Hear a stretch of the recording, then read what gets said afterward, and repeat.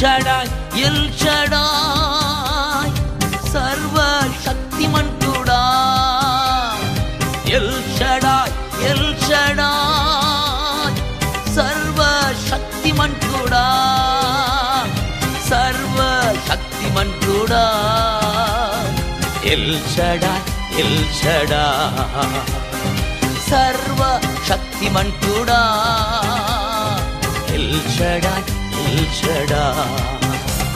పరిశుద్ధులైన దేవుని యొక్క నామము ఘనపరచబడును గాక. ప్రియమైనటువంటి సహోదర సహోదరులకు ఈ వాక్యమును వింటున్న ప్రతి ఒక్కరికి కూడా శుభములు కలగాలని ఎల్ షడాయ్ మినిస్ట్రీస్ పక్షంగా మీ అందరికీ కూడా ప్రత్యేకమైన వందనాలు తెలియజేస్తూ ఉన్నాను.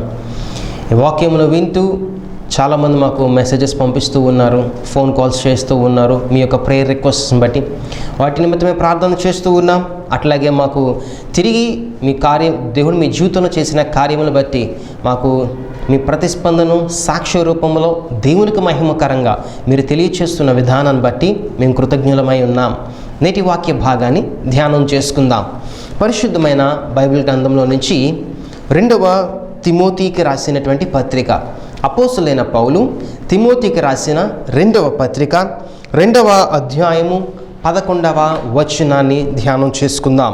అక్కడ ఈ రీతిగా రాయబోయి ఉంది, ఈ మాట నమ్మదగినది ఏదనగా మనము ఆయనతో కూడా చనిపోయిన వారమే అయితే ఆయనతో కూడా బ్రతుకుదుము. ఈ మాట తెలియజేస్తుంది. మరొకసారి చదువుతాం, జాగ్రత్తగా గమనిద్దాం. ఈ మాట నమ్మదగినది అని మొట్టమొదటే తెలియజేయబడుతూ ఉన్నది. ఏ మాట నమ్మదగినది అని అంటే వాగ్దానము చేసిన దేవుడు నమ్మదగిన దేవుడు. దేవునికి స్తోత్రం కలుగును గాక. వాగ్దానము, దేవుడు ఏ వాగ్దానాన్ని అయితే చేస్తూ ఉన్నాడో, ఏ మాటనైతే ఆయన తెలియచేస్తూ ఉన్నాడో, ఏదైతే దేవుడు చేస్తాను అని తెలియపరుస్తూ ఉన్నాడో ఖచ్చితంగా దాన్ని నెరవేర్చే దేవుడు. విడిచిపెట్టే దేవుడు కాదు, విడనాడే దేవుడు కాదు, లేకపోతే ఎందుకు లేని వదిలేసే దేవుడు కాదు. నిన్ను పట్టించుకునే దేవుడు, నీ గురించి ఆలోచించేటువంటి దేవుడు, నీ గురించినటువంటి ప్రణాళికను కలిగి ఏం చెయ్యాలో ఆలోచన కలిగిన దేవుడు గనక ఏ వాగ్దానాన్ని అయితే దేవుడు తెలియచేస్తూ ఉన్నాడో, మనకి చెప్తా ఉన్నాడో ఖచ్చితంగా దేవుడు వాటిని నెరవేరుస్తూ ఉంటాడు. మానవులమైనటువంటి మనం ఏం చేస్తామంటే పని చేయక మునుపు, ఆలోచన చేయక మునుపు చాలామందికి వాగ్దానాలు ఇస్తూ ఉంటాం, చాలామందికి మాట ఇస్తూ ఉంటాం.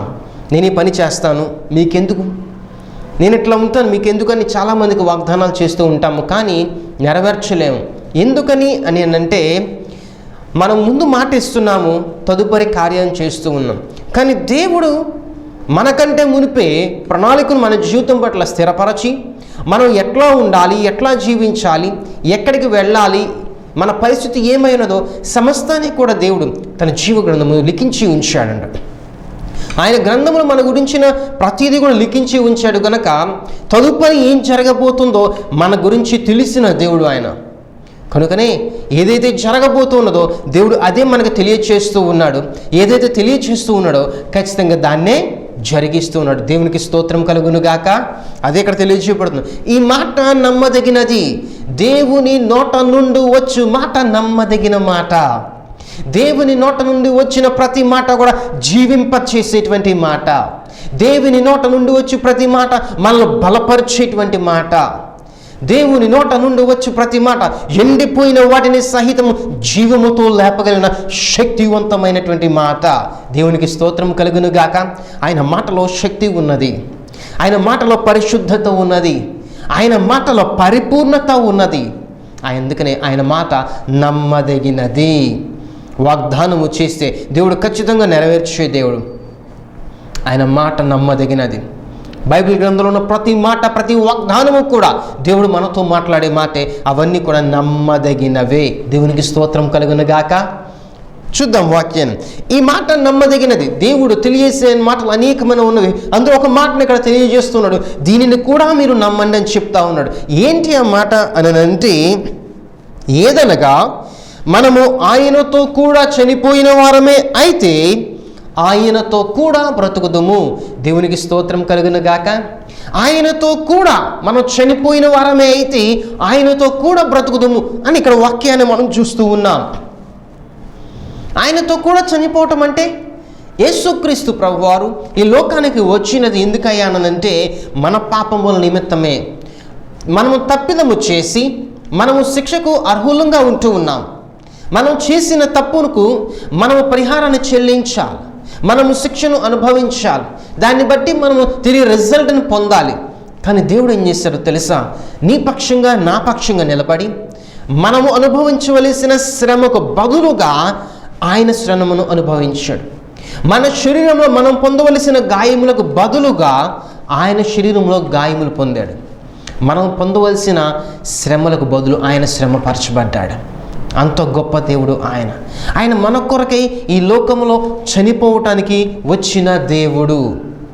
మన జీవితంలో ఉన్న పాపము పోవాలి అనంటే, దోషము పోవాలి అనంటే, మన జీవితం పరిశుద్ధంగా పరిహరించబడాలి అనంటే చాలామంది చేసేది ఏమిటంటే బలులను అర్పిస్తూ ఉంటారు. కోడెనో మేకనో దేనో ఒక దాన్ని తీసుకుని వచ్చి దాన్ని బలిని వధించి బలిని అర్పించి ఆ రక్తాన్ని ప్రోక్షించినప్పుడు వారిలో ఉన్న తప్పిదము పోతూ ఉన్నది, వారిలో ఉన్న పాపము పరిహరించబడుతుంది అని చాలామంది కూడా అనుకుంటూ ఆ బలులను అర్పిస్తూ ఉంటారు. నా ప్రియ సహోదర సహోదరి, ఏ బలిని నీవు ఈ లోకరీత్యాగా అర్పించినా అవి నిన్ను, నీ జీవితాన్ని, నీ కుటుంబాన్ని రక్షణలోనికి తీసుకుని రాలేవు. పాపము నుంచి నిన్ను రక్షించలేవు, నీ దోషముల నుంచి నిన్ను రక్షించలేవు. ఈ లోకమే పాపం మాయలో ఉంటూ ఉన్నది. మన బ్రతుకే పాపపు మాయలో, పాపపు వలయంలో మనం బ్రతుకుచూ ఉన్నాము. కనుక మనం చేసే ప్రతి పని పాపముగానే ఉంటూ ఉన్నది. మనం అర్పించే బలి కూడా పాపముగానే ఉంటూ ఉన్నది. చిందించబడిన రక్తము పరిశుద్ధమైన రక్తము అయితేనే తప్ప మన జీవితంలో ఉన్న పాపానికి పరిహారము లేదు. మరి నువ్వు అర్పించేటువంటి ఆ యొక్క బలి పరిశుద్ధమైనదో లేదో నీకు ఎట్లా తెలుస్తూ ఉన్నది?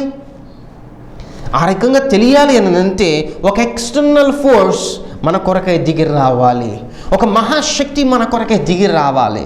ఆ పరిశుద్ధమైనటువంటి రక్తమును కలిగినటువంటి ఎవరైనా సరే దిగి వచ్చి మన కొరకే ఆయనలో ఉన్నటువంటి పరిశుద్ధమైన రక్తము చిందిస్తేనే తప్ప మనలో ఉన్న పాపము పరిహరించబడదు.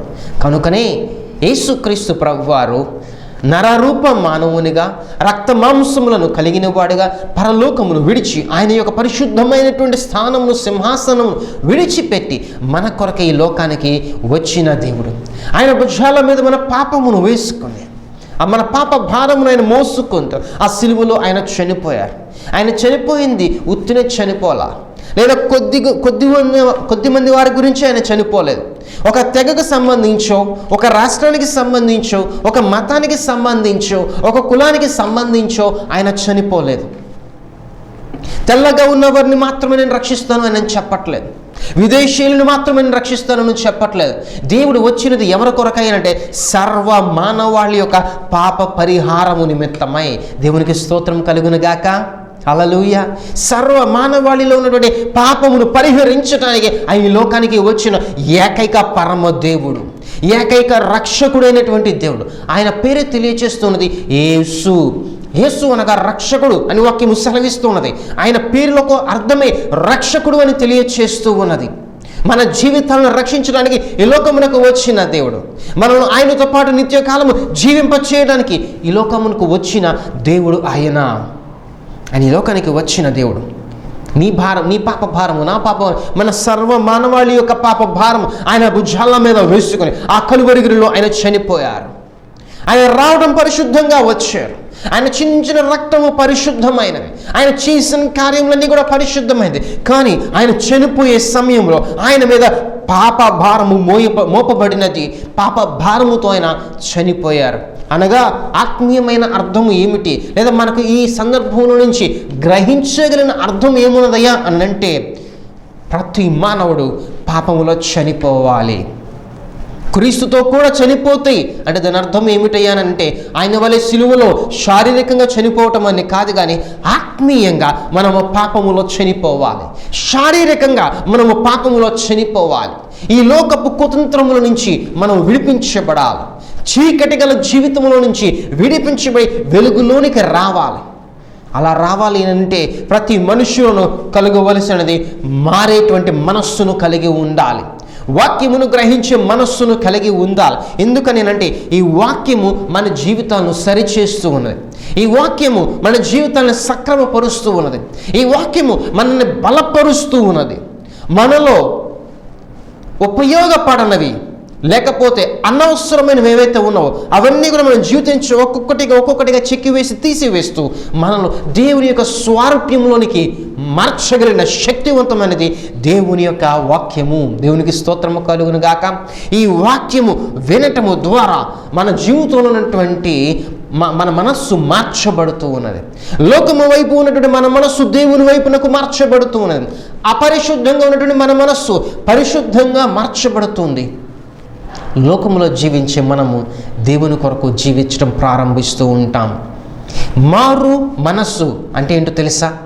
మారేటువంటి మనస్సు, చెడు నుంచి మంచిగా మారేటువంటి మనస్సు, అపరిశుద్ధత నుంచి పరిశుద్ధంగా మారేటువంటి మనస్సు, లోకపు ఆశల్ని విడిచిపెట్టి దేవుని కొరకు నిలిచి దేవుని కొరకు ఆశించే మనస్సు, మారు మనస్సు, మారేటువంటి మనస్సు. చాలామంది మేము మారు మనస్సు పొందామండి, బాప్తిస్మం పొందామండి అని అంటూ ఉంటారే తప్ప వారు మారు మనస్సు పొందక మునుపు ఉన్న జీవితం ఏదైతే ఉన్నదో తిరిగి మరలా అదే పాతాళోపత జీవితాన్ని వారు జీవిస్తూ ఉంటారు. అదే లక్షణాలు కొన్ని కలిగి ఉంటారు. అదే ప్రేరేపణ చేత వారు జీవిస్తూ ఉంటారు. అవే స్వభావముల చేత జీవిస్తూ ఉంటారు. అవే స్వభావములు, అవే ప్రేరేపణలు, అవే అలవాట్లు కలిగి నువ్వు జీవిస్తే నీ పాత జీవితానికి మారు మనస్సు పొందిన తర్వాత వచ్చే నూతనమైన జీవితానికి ఏమి తేడా ఉన్నది? అది మారే మనస్సు ఎట్లా అవుతూ ఉన్నది? మారాలి, పూర్తిగా మార్చబడాలి. చీకటిలో మగ్గిపోతున్న నీవు పూర్తిగా వెలుగులోనికి తేబడాలి. పాపములో ఉన్నటువంటి నీవు పూర్తిగా పరిశుద్ధతలోనికి తేబడాలి. లోకములో ఉన్నటువంటి నీవు పూర్తిగా దేవునిలోనికి తేబడాలి. నీవు ఆ రకంగా మార్చబడాలి అంటే మారు మనస్సును నీవు పొందాలి. మారు మనస్సు పొందాలి అంటే ఈ లోక రీత్యా ఉన్న ప్రతి పాపములను నీవు క్రీస్తుతో కూడా చనిపోయిన వారుగా నీవు ఉండాలి. నా ప్రియ సహోదరుడ సహోదరి, ఇంకా నీ జీవితంలో నీవు మారు మనస్సు పొందక మునుపు ఉన్న అయ్యే అలవాట్లు, అవే ఆలోచనలు, అదే స్వభావము, అదే నడవడిక ఒకవేళ ఇంకనూ నీవు కొనసాగిస్తూ ఉన్నావేమో ఒక్కసారి నీ జీవితాన్ని నువ్వు పరిశీలించుకో. ఒకసారి నీ జీవితాన్ని నువ్వు ఆలోచించుకో. ఈ సమయము దేవుడు నీతో మాట్లాడేటువంటి సమయం. ఇది పరిశుద్ధమైనటువంటి సమయం. దేవుడు నీతో సూటిగా మాట్లాడుతూ ఉన్నాడు. నీ జీవితాన్ని పరిశుద్ధపరచడానికి ఆయన ఇష్టపడుతూ ఉన్నాడు. ఆయన నీతో మాట్లాడటానికి ఇష్టపడుతూ ఉన్నాడు. ఆయన మాటలను గ్రహించు. నీ జీవితంలో పాత జీవితాన్ని విడిచిపెట్టాలని దేవుడు ఆశపడుతూ ఉన్నాడు. ఒకవేళ పూర్వపు దినముల వలనే ఇంక నువ్వు లోకంలో పడి జీవిస్తూ ఉంటే నీ కొరకే నరకము ఎదురు చూస్తూ ఉన్నది. అక్కడ అగ్ని అరదు, పురుగు చావదని వాక్యము సెలవిస్తూ ఉన్నది. అతి భయంకరమైనటువంటి నరకములోనికి మనం ప్రవేశించటము కంటే కూడా నా ప్రియ సహోదరుడ సహోదరి, ఇప్పుడే మారు మనస్సు పొందుదాం, పాప క్షమాపణను పొందుదాం. దేవుని కొరకే నిత్య రాజ్యంలో చేర్చబడే యోగ్యతలోనికి మనమందరము కూడా నడిపిద్దాం. క్రీస్తుతో కూడా చనిపోవటము అంటే దాని అర్థం ఏమిటంటే పాపములో చనిపోవాలి. చనిపోయిన వారు చూడండి, వారి దేహము మాత్రం ఎదురుగుండా కనిపిస్తూ ఉంది తప్ప వారు ఏ క్రియ కూడా వారు చేయలేరు. వారు కనురెప్ప వేయలేరు, చెయ్యి కదల్చలేరు, వేలు కదల్చలేరు, ఏమీ కూడా చేయలేని నిర్జీవమైన పరిస్థితి. మనము పాపపు జీవితంలో కూడా అట్లాగే జీవించాలి. నిర్జీవమైనటువంటి వారముగా ఉండాలి. దేవుని కొరకు జీవించే వారముగా మనం ఉండాలి. దానిని మారు మనస్సు అంటాం. దానిని క్రీస్తుతో కూడా చనిపోవటం అని అంటాం. దాన్ని ఇతరులకు చూపించడానికి మనం ఏం చేస్తున్నామనంటే యేసుక్రీస్తు ప్రభువుని సొంత రక్షకునిగా మన జీవితంలోనికి అంగీకరించి ప్రార్థన చేసుకున్న తర్వాత మనుషుల ఎదుటను, దేవుని ఎదుటను, పరలోకము ఎదుటను మనము సాక్ష్యము కలిగి ఉన్నట్లుగా, వారందరూ మన దేవుని ఎదుట సాక్ష్యము పలుకున్నట్లుగా బాప్తిస్మమును మనం తీసుకుంటూ ఉన్నాం. బాప్తిస్మం అనగా నీటిలో ముంచబడినటువంటి బాప్తిస్మము. చాలామంది వేరే రకాలుగా ఇస్తూ ఉంటారు, కానీ బైబిల్ గ్రంథం చెప్తుంది పూర్తిగా ముంచబడిన బాప్తిస్మాన్ని మనం అనుభవించాలి. నీటిలో పూర్తిగా ముంచబడాలి. నీటిలో పూర్తిగా ముంచబడటం అనగా మన పాత రోత జీవితంలో పూర్తిగా సమాధి చేసేస్తూ ఉన్నాం. ఆ స్వభావంలో మనం పూర్తిగా చనిపోతూ ఉన్నాం.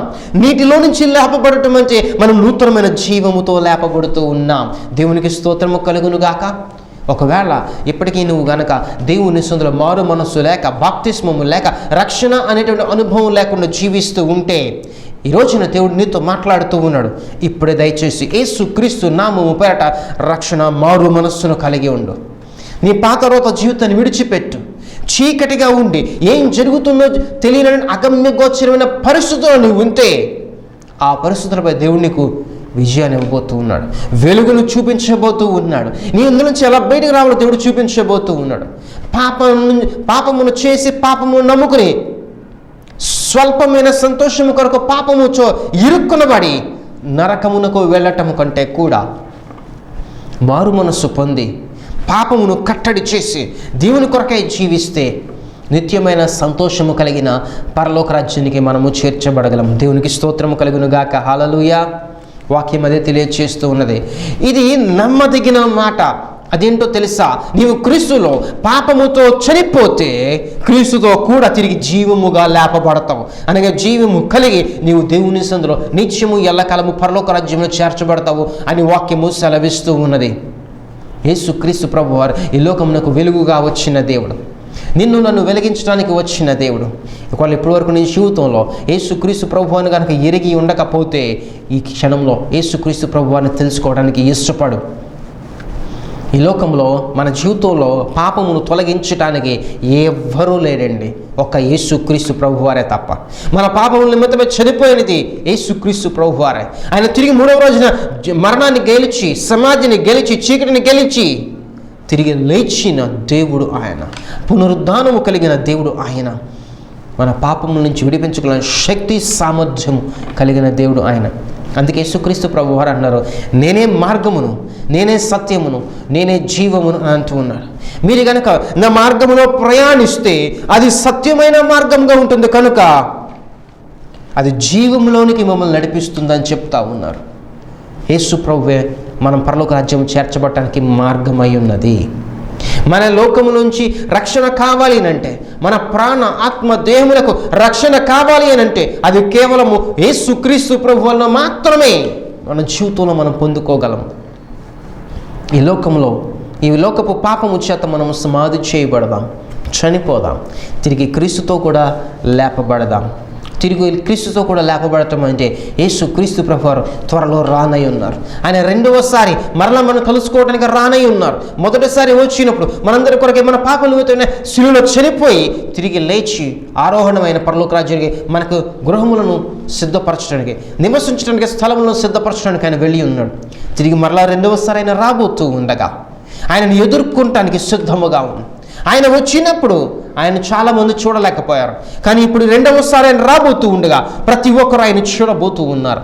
ఆయన మధ్యాకాశానికి మేఘారుడే రాబోతూ ఉండగా ఆయన చూడటానికి నా ప్రియ సహోదర, సహోదరి, నీవు సిద్ధముగా ఉన్నావా? ఆయన్ని కలుసుకోవడానికి నీవు సిద్ధముగా ఉన్నావా? ఒకవేళ నీవు గనక ఆయనను కలుసుకోవడానికి సిద్ధముగా లేకపోతే అదిగో నీ కొరకే నరకము ఎదురు చూస్తూ ఉన్నది. నీ కొరకే నరకము ఎదురు చూస్తూ ఉన్నది. నరకప్రాయులుగా ఉండటము కంటే, నరకములో పడి నిత్యము నీ జీవితాన్ని నీవు కాల్చుకున్నట కంటే కూడా దేవుని కొరకై జీవించు.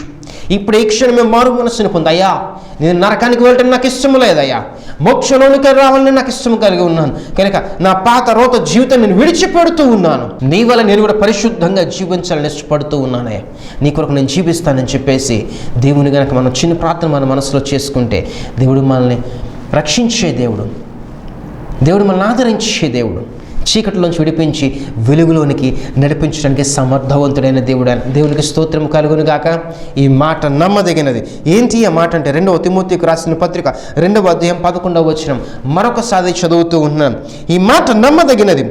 ఏదనగా మనము ఆయనతో కూడా చనిపోయిన వారమే, పాపంలో చనిపోయిన వారమే అయితే ఆయనతో కూడా తిరిగి బ్రతుకుతాము అని వాక్యము సెలవిస్తూ ఉన్నది. అక్కడ ప్రక్కన చూడండి 13వ వచనంలో మరొక మాట ఉన్నది. 2వ తిమోతికి రాసిన పత్రిక 2వ అధ్యాయం 13వ వచనంలో మనము నమ్మదగని వారము అయినప్పటికీ కూడా ఆయన నమ్మదగిన వాడుగా ఉండును, ఆయన తన స్వభావమునకు విరోధముగా ఏది కూడా చేయడంట. దేవుని యొక్క స్వభావము ఏంటయ్యా అని అంటే నమ్మదగిన కార్యాలు చేయటం, నమ్మదగిన వాగ్దానాలను చేయటం. విడిచిపెట్టే దేవుడు కాదు. ఈరోజు దేవుడు నీతో మాట్లాడుతున్నాడు. నీ జీవితంలో మారు మనస్సు, రక్షణ, బాప్తిస్మాన్ని కలిగి ఉంటే నీ కొరకై దేవుడు పరలోక రాజ్యాన్ని సిద్ధపరుస్తూ ఉన్నాడు. క్రీస్తుతో కూడా మనము చనిపోయిన వారమైతే పాపములో, క్రీస్తుతో కూడా జీవములోనికి లేపబడిన వారముగా ఉంటున్నాం. ఈ మాట చెప్పిన వాడు సత్యవంతుడు, నమ్మదగిన దేవుడు. మనం ఒకవేళ దేవుని సన్నిధిలో నమ్మదగని వారముగా ఉండకపోయినా, దేవుడి పట్ల మనం చేసే పనులన్నీ కార్యములను నమ్మదగినవిగా ఉండలేకపోయినా, దేవుడు మన పట్ల నమ్మకమైన కార్యాలను చేస్తూ ఉన్నాడు. దేవుడు మనల్ని ఆశీర్వదిస్తూనే ఉన్నాడు. ఆయన ఎన్నడూ కూడా మనల్ని విడిచిపెట్టే దేవుడు కానే కాదు. కానీ రాత్రి ఈ రోజున దేవుడినితో మాట్లాడుతున్న మాట, క్రీస్తుతో కూడా మనము చనిపోయిన వారముగా ఉందాం, క్రీస్తుతో కూడా తిరిగి మరలా లేపబడే వారంగా ఉందాం. నా ప్రియ సహోదర సహోదరి, ఒకవేళ నువ్వు ఇప్పటికే రక్షింపబడి ఉంటే నీ పాత రోత జీవితాన్ని గురించి ఒకసారి ఆలోచించు. ఒకవేళ ఏ స్వభావం ఏమైనా కలిగి ఉన్నావా? ఒకవేళ ఏ ఆలోచనలు జీవితంలో ఏమన్నా కలిగి ఉన్నావా? ఒకవేళ వాటినే మళ్ళీ తలపోసుకుంటూ అరే నేను ఇట్లా ఉంటే బాగుండేది అని ఒకవేళ నీవు కనుక ఏమన్నా ఆలోచిస్తూ అదే పాత స్వభావాన్ని కలిగి ఉంటే నీవు మారు మనస్సు పొందలేనట్టు లెక్క. మారేటువంటి మనస్సును కలిగి ఉండు. ఈ రోజైనా సరే, ఈ క్షణమైనా సరే దేవుడి వాక్యము ద్వారా నీతో సేవకుని ద్వారా మాట్లాడుతూ ఉండగా ఒకసారి నీ హృదయాన్ని పరిశోధించుకో. ఈ శ్రమల దినాల్లో మనం ఉంటూ ఉన్నాం. శ్రమల దినాలు ఎందుకయ్యా మనం జరుపుకుంటున్నామంటే యేసుక్రీస్తు ప్రభువారు అనుభవించిన శ్రమలు మనం ధ్యానం చేసుకుంటూ ఆయన ఎందు నిమిత్తం అయితే వచ్చారో దాన్ని పరిపూర్ణం చేసేవారంగా మనం మార్చబడినట్లుగా. కనుక ఆయన మన కొరకి లోకానికి వచ్చి మన కొరకైన శ్రమలు పడుతూ ఆయన అనేకమైన ఇబ్బందులు పడ్డారు. మనం ఇంక పడవలసిన అవసరం లేదు. క్రీస్తు కొరకు జీవితం మన నిమిత్తమే మనము శిక్షణ అనుభవించవలసిన అవసరం లేదు. కానీ దేవుడు మన నిమిత్తమై శిక్షణ అనుభవిస్తూ ఉన్నాడు. ఆయన అనుభవించాడు మన కొరకే. ఆ కలువరిగిల్లో ఆయన సమస్తాన్ని కూడా సమాప్తము చేసేసాడు, సమస్తాన్ని ముగించేశాడు దేవుడు. కనుక నా ప్రియ సహోదర సహోదరి, మనం దేవుని పట్ల నమ్మదగని వారముగా ఉన్న దేవుడు నమ్మదగిన కార్యాలు ఇప్పటివరకు చేసుకుంటూ వచ్చాడుగా. అనేక మంది లోకాన్ని విడిచిపెట్టారు, అనేక మంది ఈరోజు నశించిపోయారు, అనేక మంది పరిస్థితులు బాగోలేదు, వారి కుటుంబాల్లో బాగోలేదు, కొట్టుదగాలు ఇరుక్కుపోయి ఉన్నారు, అనారోగ్యం పాలై ఉన్నారు. కానీ ఈరోజు నీవు కలిగిన స్థితి దేవుడు నీకు ఇచ్చినదే. నీవు దేవునికి ఏ నమ్మకం కలిగి ఉన్నావని దేవుని జీవితం పట్ల ఎంత నమ్మదగిన కార్యాలు చేస్తూ ఉన్నాడు. కనుక ఒకసారి నీ జీవితాన్ని పరిశోధించుకో, మారు మనస్సును కలిగి బాప్తిసం కలిగి జీవించు. ఈ క్షణమే క్రీస్తులో చనిపోయి క్రీస్తుతో కూడా పరిశుద్ధంగా ఆయనతో నిత్యము ఎల్లకాలము జీవించడానికి ఇష్టపడు. అటు కృపాదీవుని దేవుడు నీకును నీ కుటుంబానికి సమృద్ధిగా దయచేసి ఆశీర్వదించునుగాక. ఆమేన్. ప్రార్థన చేసుకుందాం. పరిశుద్ధుడును సకలాశీర్వాదములకు కానుభూతుడమైన దేవా, మీకు వందనాలు. ఈ సమయంలో ప్రభువా, ఈ వాక్యమును విన్న ప్రతి ఒక్కరిని మీ చేతులకు అప్పగిస్తూ ఉన్నాం తండ్రి. మేము ప్రభువా మా ఆత్మీయమైన జీవితంలో, మా శారీరక జీవితంలో పాపము విషయమే మేము చనిపోయిన వారముగా మేము ఉండాలని వాక్యము సెలవిస్తూ ఉన్నదయ్యా. క్రీస్తుతో కూడా మేము చనిపోవాలి. మేము ప్రభువా మా పాపము చేత సిలువ వేయబడిన వారముగా, మేము చనిపోయిన వారముగా, లోక మాలిన్యం నుంచి విడిచిపెట్టబడిన వారముగా ఉండటానికి సహాయం దయచేయండి. మీ కొరకే మేము పరిశుద్ధంగా జీవించాలి, యథార్థంగా జీవించాలి. మా హృదయంలో ఉన్న కపటమును, దోషములను విడిచిపెట్టబడిన వారముగా మిమ్మల్ని మాత్రమే మా హృదయాలు మేము కలిగి జీవించినట్లుగా సహాయమును దయచేయండి.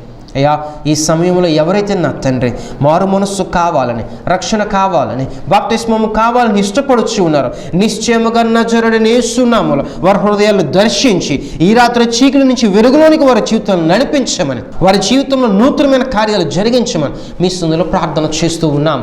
మేము నమ్మదగని వారమైనప్పటికీ నీవు నమ్మదగిన కార్యాలు చేస్తూ ఉన్నావయ్యా. అందుకు మీకు స్తోత్రాలను చెల్లిస్తూ దేవ, ఈ సమయంలో ఎవరు ఎట్టి ప్రార్థన అవసరతలను కలిగి ఉన్నారో ఆ ప్రార్థన అవసరతలన్నీ కూడా యేసు నామములో తీర్చమని, అనారోగ్యం కలిగిన స్వస్థతను దయచేయండి, కుటుంబ సమస్యల నుంచి విడుదల కలగచ్చేయండి, ఆర్థిక ఇబ్బందుల నుంచి విడుదల కలగచ్చేయండి. మీ పరిపూర్ణమైన ఆశీర్వాదముల చేత ప్రతి వ్యక్తి, ప్రతి కుటుంబము కూడా యేసు నామములో పొందుకున్నగా కానీ ప్రార్థన చేస్తూ సమస్తాన్ని మీ చేతులకు అప్పగించుకుంటూ నజరుడైన యేసుక్రీస్తు నామం పేరట స్తుతించి అడిగి వేడుకొని ప్రార్థిస్తున్నాము తండ్రి. ఆమేన్. దేవుడు మిమ్ములను మీ కుటుంబాలను సమృద్ధిగా దీవించి ఆశీర్వదించునుగాక. ఆమేన్.